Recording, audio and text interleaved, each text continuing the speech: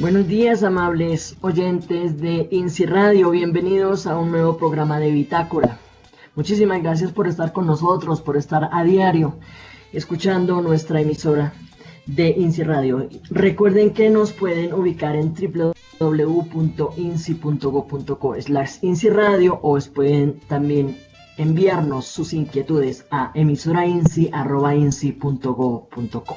Pues bien, hoy tenemos una invitada muy especial. Es una profesional que viene de Garzón, en el departamento del Huila. Y es un honor de verdad tenerla porque es una verdadera líder, es una profesional entregada a la pedagogía, quien nos compartirá hoy sus experiencias personales y sus experiencias como docente. Pues bien, también un saludo a nuestra productora Lady Hoyos. Entonces ya contando con nuestra invitada que ya está conectada, entonces le damos la bienvenida a Olga Lucía Liscano. Olga Lucía, buenos días, bienvenida a nuestro programa Bitácora. Muy buenos días, Luz Marleni, buenos días a todos los oyentes. Feliz de estar aquí con ustedes, feliz de que me hayan invitado y poder aportar algunas cositas a todos estos procesos con personas con discapacidad que es tan importante llevar a cabo. Qué grato de verdad para nosotros tenerla, Olga Lucía. Bueno, y antes de entrar en materia, cuéntenos algo de Garzón, por allá, cómo está el clima, cómo es la gente. Cuéntanos algo así como muy breve de qué es Garzón o de cómo encontramos hoy a Garzón, Huila. Bueno, Garzón es un municipio del departamento del Huila que está ubicado en el centro del departamento. Antes podíamos decir que Garzón tenía un clima fresco, delicioso. Ahora con la elaboración del Quimbo, de la represa del Quimbo, pues el clima se ha incrementado. Dicen que es por el reflejo espejo, algo así, que el agua bota mucho, el reflejo del sol en el agua bota mucho calor y se incrementó el clima. Es una población pues más o menos importante en el departamento porque creo que es la tercera, pues está la capital, luego sigue Pitalito y luego sigue Garzón como municipio en importancia en el departamento. Podríamos decir que es un municipio grandecito, tiene más o menos 100.000 habitantes, el clima oscila entre los 19 grados y los 25 grados de temperatura y es muy bonito. Le llaman la capital diocesana de Colombia, eso sí hay que decirlo porque o si no, no me lo perdonarían los garzoneños. O sea que son muy religiosos. Sí, bastante, aquí hay bastantes iglesias muy bonitas y una cosa muy buena que tiene y es que está el claustro donde nacen los curas, donde forman a los sacerdotes. O sea, es una capital de vocaciones sacerdotales, religiosas. Sí, señora, sí, aquí la gente es bastante y los eventos religiosos toman mucha importancia para el municipio. Vea qué bien, qué interesante conocer esos detalles, esos aspectos tan bonitos de Garzón, Huila. Pues entonces para llegar acá, pues de Neiva, llegando a Neiva, coge como quien va para San Agustín, hacia el sur, en 2 horitas llegan de Neiva para Garzón. Y muy cercano, de verdad que sí. Pues vale la pena. Toda pavimentada, bien bonita. Bueno, entonces para quienes nos escuchan y quieran ir a Garzón, pues qué rico de verdad ir a disfrutar de todo esto que nos ofrece allí este municipio. Pues bien, muchísimas gracias por esa información, Olga Lucía, qué rico de verdad. Bueno, ahora cuéntenos un poquito ya entrando en la parte ya de lo que es la persona, lo que es la parte humana. Bueno, cuéntenos de usted, Olga Lucía, quién es, dónde nació, bueno, de sus estudios, de su formación académica, de su parte laboral. Es decir, ¿qué nos quiere compartir? ¿Qué nos quiere comentar? Bueno, muchísimas gracias. A ver, yo soy huilense de pura cepa. Nací en Neiva el 11 de febrero, no le digo de qué año porque se asustan de tanto tiempo. Es muy joven. Soy de una familia humilde de Neiva y pues en el tiempo en que estábamos no había posibilidades de costear una universidad y estudié en Bogotá. Gracias a Dios tuve la fortuna de conocer personas con discapacidad visual cuando tenía 11 o 12 años, porque mi hermana trabajaba en el Instituto Nacional para Ciegos Seccional Huila. En ese entonces el INSI tenía seccionales en las capitales de departamento. Entonces yo iba a hacer mis tareas allá al INSI y eso era una rumba completa porque nos íbamos a jugar con los ciegos y yo aprendí a amarlos. Ahí eso gozaba para mí el trabajo más bacano que podía haber hecho era irme al INSI a hacer tareas con los ciegos. Entonces yo crecí cercano a ellos y desde ahí descubrí que mi vocación era ser docente para ciegos. Cuando ya terminé el bachillerato, pues no teníamos recursos para ir a estudiar. Entonces una tía me dijo que ella me ayudaba pagándome la carrera si yo pasaba en Bogotá. Porque en la Universidad Pedagógica existía la carrera de Educación Especial y que existía la posibilidad de que cumpliera mi sueño. Pues me fui, pasé, soy egresada de la Universidad Pedagógica Nacional. Soy licenciada en Educación Especial, tiflóloga. Afortunadamente logré salir para lo que yo quería. Entonces soy afortunadamente de las docentes por convicción. Nací para esto, me encanta. Para mí esto no es un trabajo, sino una labor. Me fascina lo que hago y lo disfruto al máximo. Viví en Bogotá hasta 1995, 96, perdón, y luego me fui para el Líbano, Tolima, porque mi esposo era de allá y teníamos que viajar allá a hacernos cargo de unas cosas familiares de él. Allá empecé a trabajar primero con la alcaldía del Líbano en la unidad de atención integral del municipio. Y entonces empecé a trabajar, además de personas con discapacidad visual, pues con todo el resto de discapacidades. Y luego ya fui contratada primero y luego nombrada en provisionalidad con la gobernación del Tolima. Entonces, desde el 2004 me nombraron en provisionalidad. Hasta hace 5 años trabajé allá como docente de apoyo de la institución Alfonso Arango Toro, de allá del Líbano. En el 2015 ya me desplacé, siempre dije que quería volver al cielo donde me vio nacer, quería volver a mi Huila, entonces me vine para acá, me presenté a concurso departamental y pasé. Entonces a partir del 2015 ya dejé de ser docente de apoyo, cosa que me entristeció muchísimo. Para mí fue una toma de decisión durísima, durísima, porque yo adoraba mi trabajo con los niños con discapacidad, pero el hecho de estar nombrada en provisionalidad da una inestabilidad, y fuera de la inestabilidad no asciende uno en escalafón. Y entonces pues tenía que buscar la manera de obtener mejores recursos y mejores cosas a nivel laboral, entonces me tocó presentarme para docente de aula. Entonces desde el 2015 estoy aquí en la institución Genaro Díaz Jordán de Garzón, en la sede Gaitana Comuneros, y trabajo como docente de aula regular, pero yo sé que a mí la vida, pues Dios me tiene para trabajar con personas con discapacidad visual.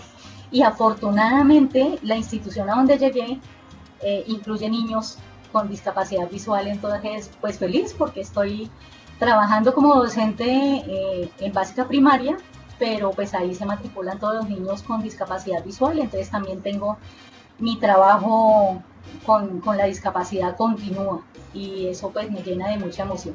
Sí, hay una cosa importante, Olga Lucía, y es que yo creo que fue de las últimas promociones de tiflólogos, porque ya el tiflólogo como tal, con el título de tiflólogo, pues eso ya hace algunos años, no sé, en la década del 90, pues ya dejó de ser el tiflólogo, sino el educador especial como integral, ¿no? Con todas las discapacidades, pero con digamos, un conocimiento de cada una de las discapacidades, pero sin una profundización, como sería un tiflólogo con su profundización para las personas ciegas. Y, y eso nada también para tener un amplio conocimiento en todo lo que tiene que ver con estrategias como enseñanza también a los niños ciegos. Y hay una cosa importante, Olga Lucía, que yo le conozco, que es una persona de verdad que trabaja con ese cariño, con ese carisma y con esa alegría, porque de verdad el trabajo debe ser una alegría, no trabajo como tal, porque trabajo es como de verdad trabajo, o sea, como si fuera algo duro, algo que hay que sudarlo, no, sino que yo le veo de verdad como una persona que trabaja con ese carisma, con esa alegría. Pues bien, cuéntenos, Olga Lucía, entonces, ¿cómo es ese trabajo allí? ¿Cómo conjuga ese trabajo de aula como está nombrada y también está colaborando con estos niños con discapacidad visual? ¿Cómo conjuga ese trabajo allí en la institución educativa de Garzón? Bueno, a nivel laboral yo he pasado como por todos los procesos, ¿no? Primero, cuando terminé la universidad, fui docente de educación especial como tal, en centros de educación especial. Trabajé con el INSI en población con discapacidad visuales concretamente, y luego con discapacidad intelectual. Y después pues ya pasé a docente de apoyo, que es otro rol pues totalmente diferente, en donde maneja uno mucho la formación docente, el trabajo con padres de familia, me parece mucho más bonito. Y en este momento que estoy como docente de aula regular, entonces ya es otro proceso totalmente pues diferente. Llega uno al punto en donde cuando era docente de apoyo, los docentes le decían, no soy capaz, eso no se puede, tengo muchos estudiantes, es imposible para mí programar para ellos, ustedes me están pidiendo demasiado. Todo lo que le decían a uno cuando era docente de apoyo, entonces ahora lo estoy viviendo. Sí. Se invierten los papeles. Sí, entonces de verdad es complicado. Es complicado uno tener 35, 39 niños en un salón, cada uno con un mundo totalmente diferente, cada uno con potencialidades diferentes, cada uno con gustos y formas de hacer las cosas diferentes. Pero no, mire que es tener como esa visión amplia, ¿no? Y sobre todo respetar lo que cada uno es capaz de hacer. Eso es básico. Si claro, yo tengo un niño con una dificultad o con una discapacidad, pues yo no lo voy a meter en el enredo de hacer todo lo de los demás. Y además es conjugar el hecho de programar pensando en todos y no en uno solo, ¿sí? Para mí, honestamente, no me parece difícil. No sé si de pronto es porque yo he pasado por todos los roles, pero el programar no es difícil. Difícil es el momento de enfrentarlo, porque cuando usted tiene un grupo de estudiantes y se presenta con todo programado y dice, bueno, yo ya listé, arreglé, voy a hacer no sé qué, usted llega al salón de clase y los chicos le pueden salir con una cosa totalmente diferente y se le volvió al revés todo lo que usted planeó, porque ellos lo guían más a uno que uno guiarlos a ellos. Entonces, usted tiene que tener la habilidad de tener plan A, plan B, Z, de todos, ¿sí? Para poder llegar a hacer... Sí, de ahí la importancia de la creatividad del maestro, ¿no? De ser capaz de variar en el camino. Una estrategia que llegue para todos, sí, es una habilidad que por ende el maestro, el pedagogo debe tener. No solamente en caso de tener niños con discapacidad en las aulas, sino para todos, ¿no? Exacto. Y mire que otra cosa que me ha parecido dura de estar en este momento acá es que pues yo vengo del Tolima, en donde nosotros como docentes de apoyo la luchamos muchísimo para conseguir cosas a nivel de programa de educación especial, que en el momento se le llamó integración, luego se le llamó educación especial sola, luego inclusión. Bueno, eso hemos pasado por miles de cosas, pero toda la lucha que nosotros hicimos allá para conseguir plazas, primero nosotros conseguimos, con toda la lucha que tuvimos, conseguimos 30 plazas provisionales, en provisionalidad para docentes de apoyo en el departamento del Tolima. Eso fue una lucha bastante grande y pues afortunadamente yo estuve ahí metida dentro de esa lucha, se logró. Y ahí era donde estábamos nosotros trabajando, y entonces llevábamos un nivel alto de trabajo con los procesos de inclusión educativa. Teníamos cantidad de niños. Yo recuerdo en el Alfonso Arango yo tenía 50 niños con discapacidad, no en aula, porque pues lógico eso no se puede tener dentro de un aula especial, pero sí apoyando el proceso dentro de las diferentes sedes. Entonces eso era pues cantidad de gente, ¿no? Para trabajar, y llevábamos procesos muy bonitos.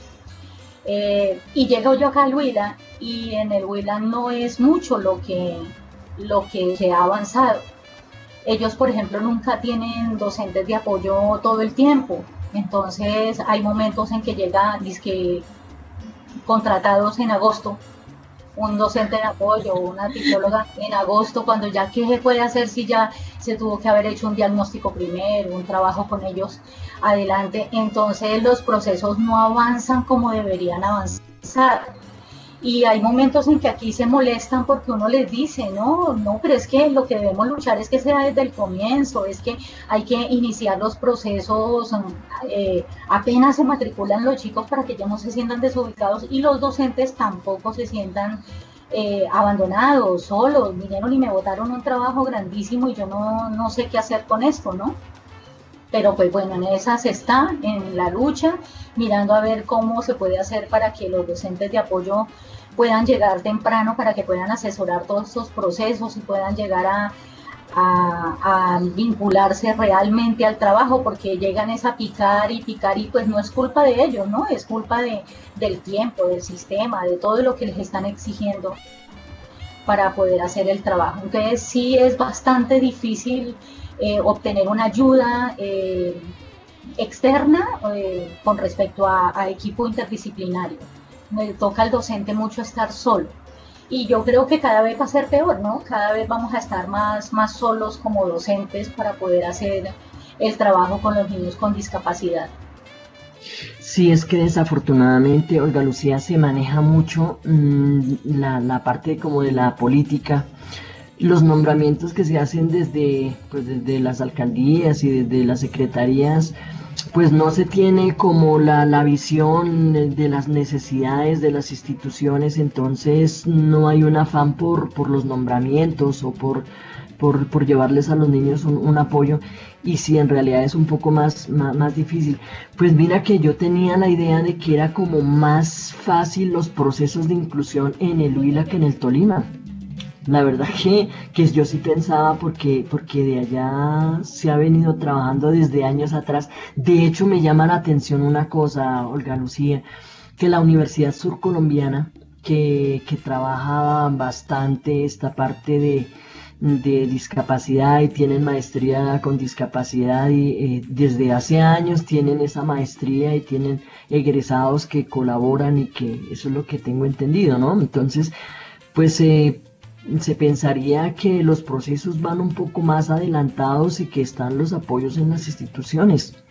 Entonces, pues ahí donde, o sea, ¿qué se hacen las personas que se forman en la discapacidad? ¿Cuáles? Que van para Bogotá.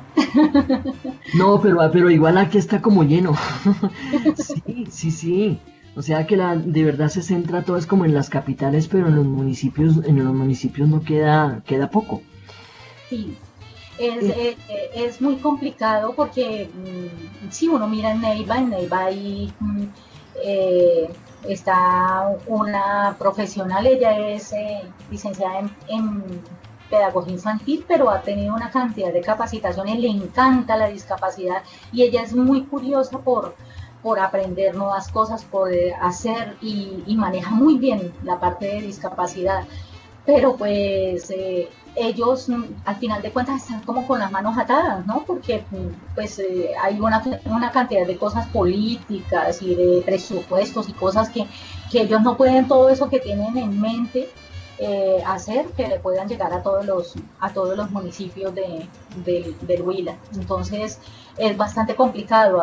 Asumen de pronto que enviando un docente de apoyo, un tiflólogo, tiflóloga, por unos meses pues se pueda llegar a hacer todo un proceso, pero realmente si se quisiera llegar a hacer algo, o bueno, se quisiera no, porque sí se quiere, pero que si se pudiera llegar a hacer algo bueno, se debería pensar en tener por lo menos en provisionalidad el docente de apoyo, o si no, contratado desde enero a noviembre, para que se pueda llegar a hacer todo el proceso. Porque lo poco que ellos logran aumentar, ascender en el proceso, se queda a un lado cuando se les acabó el contrato y se fue. Entonces no hay como continuidad en la cosa. En este momento hay personal contratado para el trabajo en las instituciones.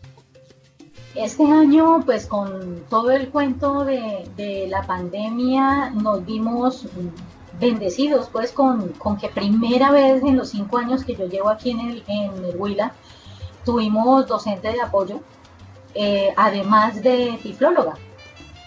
Dos profesionales de la Universidad Pedagógica maravillosas, con una cantidad de conocimientos. No, yo me sentía súper bien, súper chévere con ellas. Hablamos como el mismo idioma, entonces qué rico se puede hacer, pero pues en pandemia es muy difícil el trabajo con los estudiantes, porque nosotros tenemos unas poblaciones muy vulnerables. Entonces ellos no tienen servicio de internet, no tienen forma de comunicarse, entonces tocaba a punta de teléfono. Imagínense uno con el teléfono dando una asesoría, enseñándole a un padre de familia algo. Entonces yo sé que para las profesionales que vinieron fue sumamente complicado el trabajo, porque por más que tuvieran los conocimientos y tuvieran las ideas maravillosas de trabajar, los chicos no se podían conectar como ellas querían que sucediera.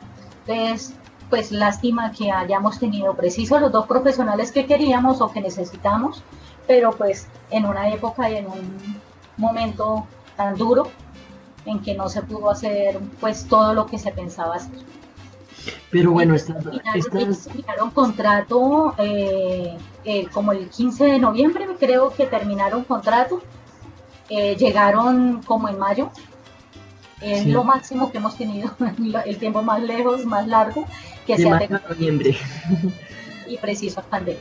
Pero bueno, se logró hacer algo virtual. Sí, volvimos otra vez a pues, que las formaciones, las capacitaciones a docentes en forma virtual, y ellas hacer la caracterización de la cantidad de estudiantes. Hay otra cosa que y eso impide el trabajo, y eso pasa con los municipios pequeños. Es que en los municipios pequeños casi nadie tiene diagnósticos, entonces casi nadie ni diagnóstico ni caracterización. Entonces no hay algo que diga este niño es o tiene o presenta una discapacidad. Pues el que es con discapacidad visual o discapacidad auditiva, pues es como evidente, ¿no? Pero de otro tipo de discapacidades, a no ser que sea una discapacidad física, es bastante complicado. Entonces pasan por ser los niños rebeldes, los niños pues aquí le llaman hiperactivo a todo el que se mueva mucho, o niños que no les gusta el estudio, los niños problemas, pero no existe como el diagnóstico o la caracterización que diga, bueno, por aquí podemos meternos para trabajar con ellos. Que sea no existe, el sistema de salud no ayuda mucho con eso. Entonces es bastante complicado. Bueno, entonces vamos a una pausa y ya regresamos. En Bitácora, los avances, las hipótesis, observaciones, ideas, datos, obstáculos y las historias de vida de la educación inclusiva. Bueno, estamos en el programa Bitácora con una invitada muy especial, una profesional de la ciudad de Garzón en el departamento de Huila. Es Olga Lucía Liscano, quien está con nosotros compartiéndonos su experiencia pedagógica de inclusión allí en el municipio. Entonces, veníamos hablando sobre algunas dificultades que se han presentado allí para este trabajo de inclusión en el departamento de Huila. Bueno, Olga Lucía, ya hablando específicamente de la institución educativa, ¿cuántos estudiantes con discapacidad visual están allí vinculados a la institución en donde su merced labora? En la sede Gaitana Comuneros tenemos 2 niños ciegos y un niño con baja visión. En el año antepasado se graduó un chico en 11 ciego. Tenemos en secundaria, creo que hay uno. Pues digo creo porque uno se encierra tanto como en el trabajo de cada sede que no tiene como mucho vínculo con secundaria, porque como quedan separadas cada una de las sedes, pero realmente la población con discapacidad visual nunca ha sido como tan grande, ¿no? En los municipios pequeños siempre ha sido muy reducida. Entonces, atendemos también niños con otro tipo de discapacidades, porque pues hay que estar pendiente de que los niños no vayan a lugares tan lejanos a estudiar. Entonces ya se ha ido como quitando esa idea que habíamos organizado en un inicio con el programa de inclusión educativa, que era como sectorizar las instituciones para poder hacer una atención más efectiva. Eso ya en este momento pues como que casi no se puede, aunque tratamos de continuar con eso para, por ejemplo, si es una persona, unos estudiantes sordos, pues que vayan para una determinada institución donde se pueda acceder al modelo lingüístico o al intérprete. Y pues a nosotros en la institución con la tiflóloga, ¿no? O tiflólogo. Pero eso realmente ya no se está pudiendo como mucho, porque los padres de familia dicen, no, pero esto a mí me queda mucho más complicado o tal, pero entonces no sabemos si en el municipio hayan en otras partes. Creo que en una vereda hay una institución que tiene, creo que es 1 o 2 también, pero el resto no existe ningún.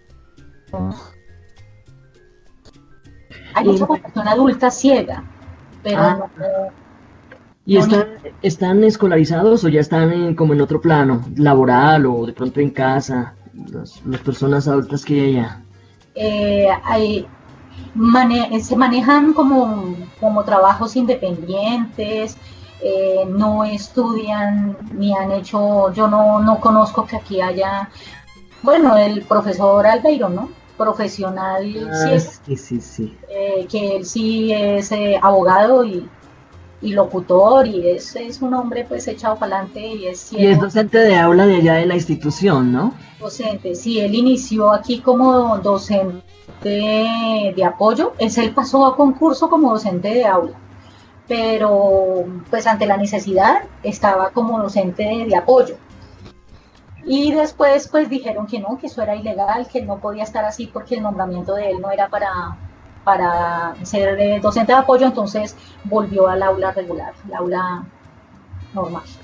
Entonces está él, es el único pues que yo conozco en este momento que es profesional, aunque hay uno, no sé en dónde está, si está todavía aquí en el Huila o no. Él es licenciado en educación especial, pero en este momento se me voló el nombre. Son profesionales ciegos que conozco por este sector. En Neiva pues está Hermelín, que es licenciado en música, pero el resto yo normalmente creo que ellos tienden a hacer como microempresa, como a no continuar sus estudios superiores. Pues no sé si será falta de apoyo, falta de recursos económicos, es que pues o de pronto los intereses, ¿no? Sus intereses, ¿no? Y de pronto se les facilita más pues conseguir la la, la parte económica, ¿no? Alguna estabilidad económica. Sí, hay una pregunta que en este momento tengo en mente a raíz de lo que su merced hablaba hace un ratito, de canalizar, digamos, de que las instituciones educativas pues puedan aceptar a todas las discapacidades y de pronto que no haya una institución digamos, que se especialice en cada discapacidad. Algo que yo veía en el Arango Toro es justamente en una sola aula veía niños de distintas discapacidades y el profesor pues de aula digamos no tenía, así fuera muy hábil y muy creativo, pues los elementos necesarios para poder atender a todas estas necesidades a raíz de las discapacidades, de los niños con discapacidad que estaban allí. Eso, pues no sé, a mí me parece muy complicado, porque el niño que no tiene ninguna discapacidad, yo lo que vi allí fue generar un poco de indisciplina y todas estas cosas que de alguna manera pues no alcanza el docente por estar pendiente de los demás estudiantes con otras discapacidades. Su merced, ¿qué opina como docente de aula? O sea, ¿cómo se manejaría ese tipo de discapacidad a pesar de que se hable del ajuste razonable, del que el 1421 esté hablando de todo eso? Pero bueno, yo vería que eso sigue siendo una dificultad muy grande al docente de aula. Su merced, como docente de aula, ¿qué opina al respecto? Sí, claro, esa es una idea que deberíamos como trabajar con los padres de familia y venderles la idea de la importancia de que estén las mismas discapacidades en una institución para que el trabajo se pueda volver más óptimo, ¿no? Y aliviarlo, claro, Sí, el docente sí, porque, de aula, ¿qué hace preparando para cada discapacidad, para los auditivos y todo esto? Pues a pesar de lo que dice el decreto, pero no es lo mismo, es el docente quien está allí a cargo de sus 30, 40 estudiantes de aula.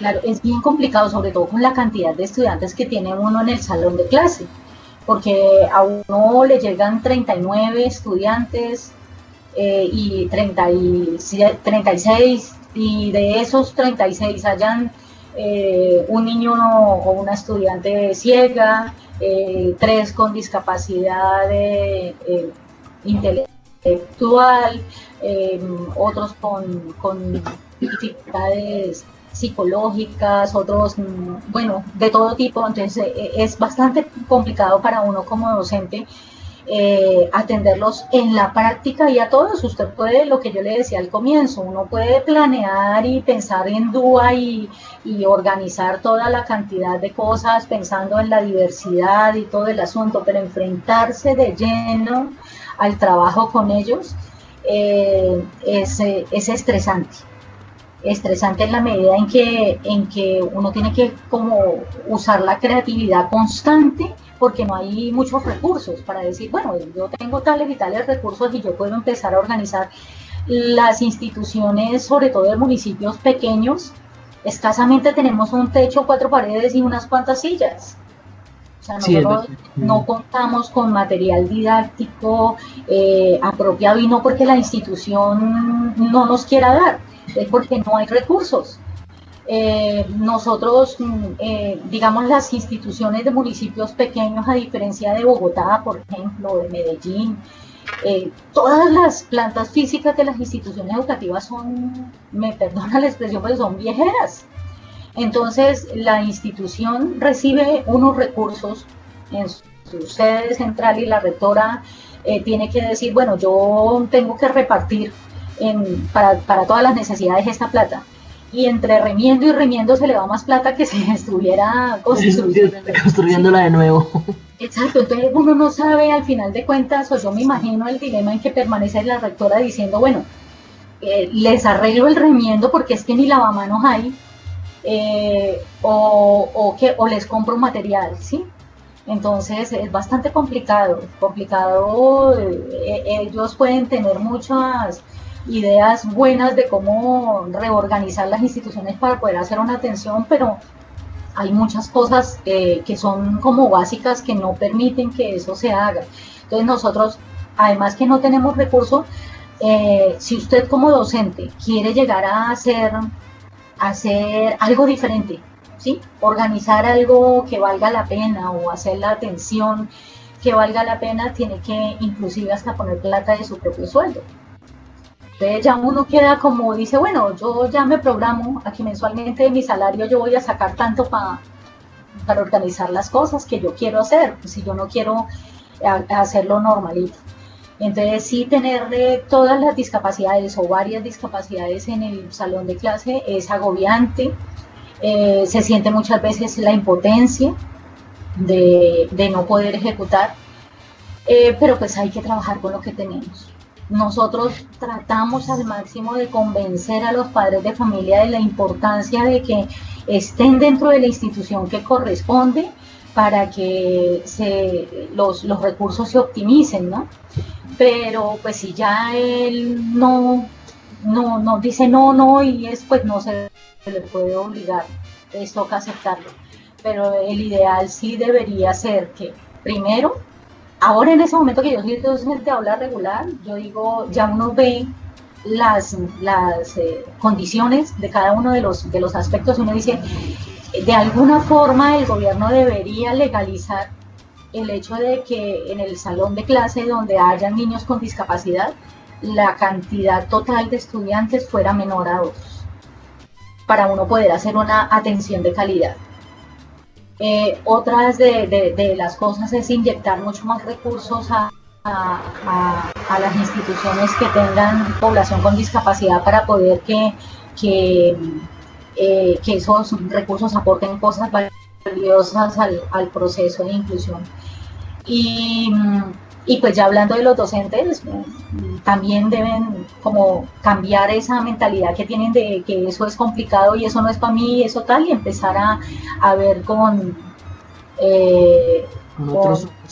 Sí, más abierto, con más amor, más, no sé, es como ponerse en los zapatos del otro también. ¿Qué tanto necesita el otro niño para llegar a ser? Y hay estrategias que uno puede tomar también sin recursos, ¿no? Entonces es como lo que decía usted hace un rato, es la creatividad con la que uno maneje las cosas, porque nosotros los docentes del sector oficial y de municipios pequeños, además de amor, debemos tener mucha creatividad. Eso sí es claro. Sí, mucha fuerza de voluntad, de todo, ¿no? De todo un poquito. Olga Lucía, me nace a raíz de lo que su merced decía de la calidad de una planta física, ¿no? El del nivel de deterioro bajo y las pocas condiciones como de bienestar para los estudiantes. ¿Cómo hacer que haya un ingreso progresivo a raíz de lo de la pandemia con todas las medidas de salud, de seguridad, manteniendo distanciamiento y manteniendo pues todas estas recomendaciones que nos da por parte de salud, como en una institución que no lo tiene? Entonces ahí es donde uno dice, bueno, tiene el estudiante que ir a la institución, pero ¿cómo? Si no hay en la planta física, no me permite, por ejemplo, si no hay sino un solo baño para muchos, cómo mantener un distanciamiento, cómo mantener todo este protocolo, que eso es no solamente de las instituciones allá de pronto donde su mesa está, sino de muchísimas instituciones a nivel nacional que están así en ese grado de deterioro, desafortunadamente. Esto es cuestionable y pues no sé, ahí la verdad no sé, porque queda uno como con un sinsabor, ¿verdad? Sí. Sí. Y bueno, hay otra cosa, y eso que nosotros, comparados con las veredas, estamos reyes, ¿sí? Sí. O sea, si nosotros tenemos al menos un baño, hay escuelas que no tienen ni uno. Ah, sí, Nosotros, les toca todavía. por ejemplo, digamos hablando de mi sede, la Gaitana Comuneros, nosotros tenemos 400 estudiantes, 200 en la mañana y 200 en la tarde. Sí. Le voy a ser sincera, hay 3 lavamanos para 200 estudiantes. Claro. Hay un baño con 3 sanitarios para niñas y un baño con 3 sanitarios para niños, para 200 estudiantes. Entonces, Y eso que estamos súper bien, porque les digo, hay otros que ni tienen, ¿sí? Sí, sí, sí, es verdad. La pobreza y la, las Como el abandono de quienes están a cargo de todo esto, ¿no? es increíble, nosotros decimos, nosotros no podemos ir a una alternancia, no podemos, porque realmente no tenemos la forma. Yo hablando de mi salón, yo venía en un proceso con los niños de primero a quinto. Hace poquito, pues ayer, no, se certificaron los niños de quinto. Y el proceso que yo venía con ellos trabajando desde primero, siempre he tenido entre 39 y 36 estudiantes. Eso es lo que ha estado siempre pasando. Mi salón, uno entra a mi salón y los espacios para poder pasar son mínimos. Uno no hay el espacio suficiente estando todos. Y si habían actividades en donde necesitábamos la interacción de ellos, el diálogo entre ellos, pues tocaba a la mitad del salón hacerse afuera y la otra mitad dentro del salón, porque no... En el patio. Entonces sí, las condiciones, los salones son pequeños, encontramos huecos, tejas dañadas, todo, o sea, no da para que haya un distanciamiento social, no hay para hacer un lavado de manos continuo.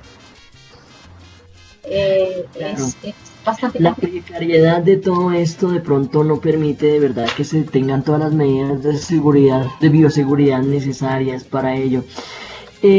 Olga Lucía, bueno, hablando de la caracterización, que no hay una caracterización como tal, porque no, bueno, de pronto llegan con algún reporte o lo que es muy evidente de manera física. ¿Cómo es entonces ese reporte del CIMAD, por ejemplo, para baja visión? Si no hay un diagnóstico, si no hay una caracterización, o de pronto un niño con hipoacusia, es decir, ¿cómo esto se reporta a un CIMAD si no hay una certeza de la condición del niño? Bueno, yo por eso le digo, hay discapacidades que son evidentes y que los médicos lo certifican, ¿sí? Una persona, un estudiante ciego o con baja visión, pues el optómetra da un reporte y con ese reporte se pasa con el CIMAD. Una audióloga saca una certificación de la condición auditiva del estudiante y pues pasa. Una discapacidad física, pues el médico, una fisioterapeuta puede dar la condición y pasa, pero el problema más grave viene con los niños con discapacidad intelectual, que cómo lo hace uno, ¿sí? Si eso necesita de un neuropediatra, necesita de una psicóloga clínica que no lo consiguen tan fácil. Yo vengo, por ejemplo, de un proceso de los niños desde primero y cuando yo llegué a ver dos estudiantes que yo, pues, gracias a Dios por la condición de mi carrera, por haber estudiado esto, pues ya uno lo reconoce, ¿no? Y hace la valoración. Yo acostumbro, pues, porque por mi carrera, acostumbro a hacer la caracterización de toda mi población desde el inicio de año, y se da uno cuenta que hay muchos aspectos que el niño no ha desarrollado y que le faltan condiciones para el aprendizaje. Entonces, pero eso no lo valen como un diagnóstico. Yo como educadora especial no puedo dar un diagnóstico y una psicóloga tampoco, tiene que ser pediatra.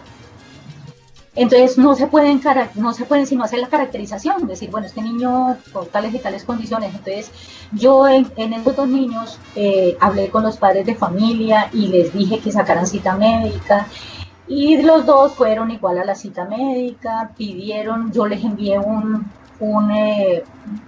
una ficha valorativa en donde le explicaba al médico cuáles eran las condiciones que yo veía en ellos, cuáles eran las dificultades que presentaban, cuáles eran los aspectos a nivel de desarrollo y cognitivos que los niños no habían desarrollado, no tenían. Y entonces el médico que atendió a uno de los niños sí sí, pues como decimos coloquialmente, le paró bolas y lo remitió, y la mamá fue y sacó todo y tiene el diagnóstico, pero eso es uno entre mil. Claro, y una mamá que está como consciente, pero Sí, y el otro hizo el mismo proceso, pero el médico no le paró muchas bolas a lo que estaba haciendo, entonces no lo hizo. Y la mamá dijo, yo ya me agoté, yo ya no sé qué, terminó quinto primaria, el niño nunca tuvo un diagnóstico. Pero pues yo como educadora especial yo ya sabía, y entonces yo le llevaba un proceso diferente al niño, le hacía los ajustes razonables que el niño necesitaba, miraba los procesos diferentes. Pero el que no tiene la formación académica que tengo yo, pues sencillamente el docente dice, ese niño es más lento que los demás, y ahí se quedó, y no hace mayor cosa. Secuencialmente, no estoy diciendo que no los atiendan, no estoy diciendo que no les enseñen, sino secuencialmente no les llevan todo el proceso para que los niños avancen. ¿Sí me entiende? Entonces, sí, claro. es súper complicado en ese sentido, en que ellos no tengan diagnóstico. Yo muchas veces le digo a mis compañeros, a veces el diagnóstico no es necesario. Para nosotros en atención no es necesario. ¿Por qué? Porque es que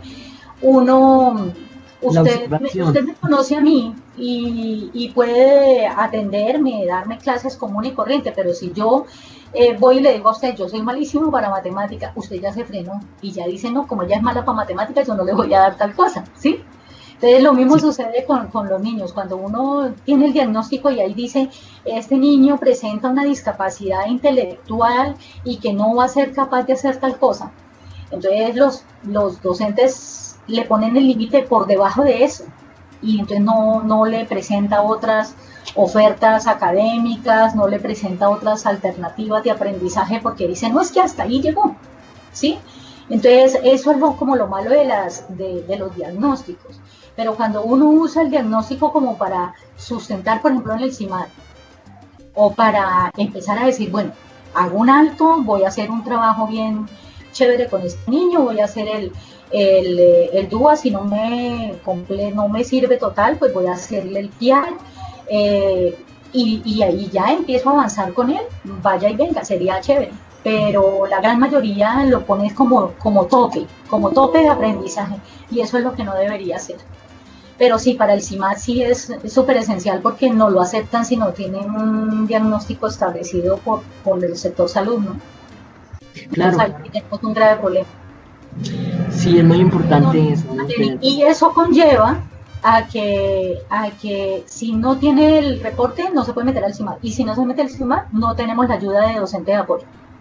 Y si no sí. tienen docentes de apoyo, pues los docentes no van a poder hacer. Y si los docentes no tienen apoyo, pues entonces tampoco van a hacer. Entonces, ¿en qué quedamos? ¿En cero pollito?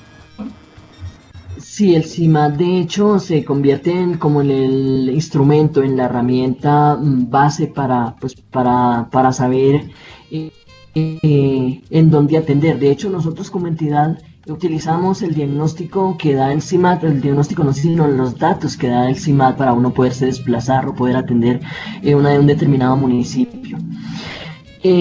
Bueno, Olga Lucía, ya para estos últimos minutos, sería bueno, me encantaría, de todas estas, digamos, tareas que hay que hacer allá, de todas estas, actividades, como se llame, digamos, ¿tendrías en mente algún proyecto de mejoramiento, digamos, para los procesos de inclusión en el municipio? ¿Tendría de pronto en mente hacer algo con respecto a eso para que se mejore junto con otros docentes, o así sea sola o con algunos padres de familia, para que mejore esos procesos? Bueno, pues a nivel institucional, como tal, es continuar o iniciar, porque realmente no se ha iniciado la estructuración del DUA y el PIAR para mejorar todas esas ideas que tienen los docentes con respecto a la formación de los niños con discapacidad.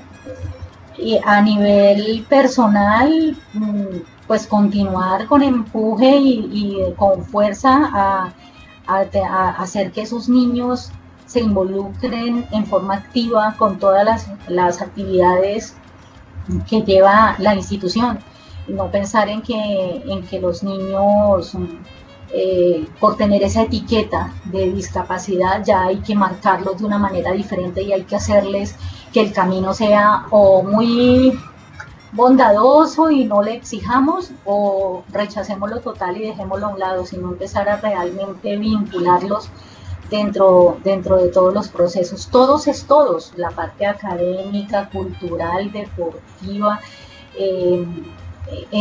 involucrarlos en absolutamente todo sin que queden totalmente marcados como personas con discapacidad, porque esa marca como que hace también que uno mismo, por el hecho de querer hacer las cosas bien, resulta es apartándolos un poco de todo el proceso que los demás están haciendo. Sí, a mí me gustaría, por ejemplo, que conocieran. Yo cuando estaba en tercero me llevó una niña, la niña ciega. Ella estaba en la jornada de la mañana, yo trabajo en la jornada de la tarde, y ella se cambió de jornada porque pues yo le había insistido a ella desde a la mamá, le había insistido, déjeme la niña, mire, yo quiero trabajar con ella, pero ella por la tarde no podía. Ah, no, mentiras, hay 3 niños, qué pena con Isabela. Hay 2 niñas ciegas, una en la mañana y la otra en la tarde, y hay un niño ciego en la tarde. Qué pena. Bueno, uno más. Yo a las 2 niñas, sí, yo les había dicho a las 2 niñas que me las pasaran para la tarde, que yo quería trabajar con ellas, pues por todo eso de que yo amo trabajar con los ciegos. Entonces, una de ellas sí, se fue para la tarde, era súper tímida, callada, nomás para decir presente sudaba, eso no era capaz de hablar para nada, y empecé a hacer todo un trabajo de, bueno, usted puede involucrarse en todo. Van a hacer la presentación, yo hago las presentaciones, eso me dicen que parezco loca porque si voy a hacer una presentación cultural, yo salgo con los 36, 39 niños allá a enloquecerme con todos en tarima, porque a mí no me gusta sacar que los buenos salen y los otros se quedan allá, que no, con todo el mundo. Entonces ella decía, yo no salgo, yo no puedo, yo no sé qué, y empezar a involucrarla en todos esos procesos hizo que esa niña tuviera un cambio tan grande, que este año en quinto me dijo, profe, yo quiero ser la vocera de la institución, de la sede. Ay, vea, yo qué quedé, interesante. por Dios, qué hermosura. Se presentó, fue y habló de salón en salón, habló como toda una buena candidata y ganó. O sea, nosotros tenemos este año, desafortunadamente, la pandemia no le permitió hacer muchas cosas, pero tenemos vocera que tiene discapacidad visual. Entonces la mamá dice, ¿qué le hizo a esa niña? Y yo digo, no es cosas tan grandes lo que uno haya hecho. Es involucrarla en todo, es no dejarla dormir, es exigirle igual que a todo el mundo, es preparar de tal manera que yo pueda llegar a que ella entienda realmente todo lo que se está trabajando, a no dejar que ella se saque ella misma, porque es que es mucho más fácil, ni dejar que otros se tomen la vocería por ella, ni permitir que ella sea una carga para otros, porque tampoco. Yo siempre les digo que si alguien tomó la decisión de acercársele a una persona con discapacidad, sea porque adora estar con esa persona y no porque es que me tocó ayudarle, porque es que pobrecito el muchachito, ¿sí? Entonces, claro. Eso no es trabajo de educadora especial, eso es un trabajo de ser humano, de amor por lo que uno está haciendo. Y de sentido común, ¿no? Sí.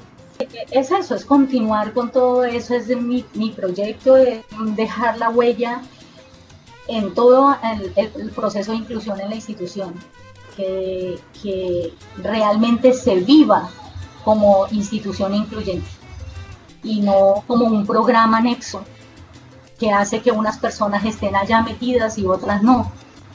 Pues bien, Olga Lucía, ya nos queda aquí unos pocos minutos, un minuto.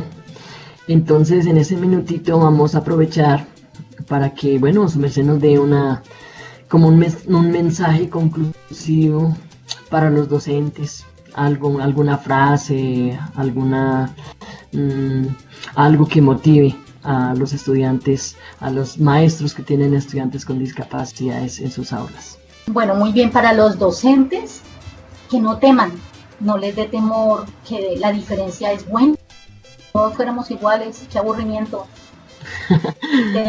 De la diversidad, de potencialidades, de dificultades, todos podemos aprender, que trabajen con amor, que vean a las personas como la esencia de lo que son y no de la dificultad que pueden tener. De los estudiantes con discapacidad, que sean unos berraquitos, unos duros, que manejen el mundo, si no está hecho para uno que dice ser normal, menos para una persona que presenta una discapacidad. Hay cosas que les va a costar trabajo, pero no hay que decaer, uno tiene que tomar impulso ante esa dificultad que uno tiene y empezar a decir, yo soy capaz, si me cuesta trabajo por este lado, le hago por este otro, pero no rendirse. No rendirse. Pues a los compañeros, que acepten que no todos nacimos de la misma manera y no todos tenemos los mismos gustos y las mismas características. En definitiva, la humanidad tiene que aprender a que todos somos diferentes y esa diferencia es la que nos va a hacer que seamos más cercanos. Todos somos diferentes. Olga Lucía, muchísimas gracias. Ya pues hemos llegado al final del programa. Pues qué rico de verdad continuar hablando y conociendo todas estas experiencias y dando esos aportes también para quienes nos escuchan y se motiven. Pues gracias, mil gracias Olga Lucía por su tiempo, gracias por haber compartido esa experiencia, gracias por ser una profesional tan entregada al servicio pedagógico de los estudiantes con y sin discapacidad, gracias por este espacio, por este tiempo. Muchísimas gracias a ustedes. Y sí, entonces hasta una próxima oportunidad. También muchísimas gracias a Lady, gracias a todos nuestros oyentes por haber estado con nosotros acompañándonos y hasta una próxima oportunidad. Les habló Luz Marlene Correa. Hasta pronto.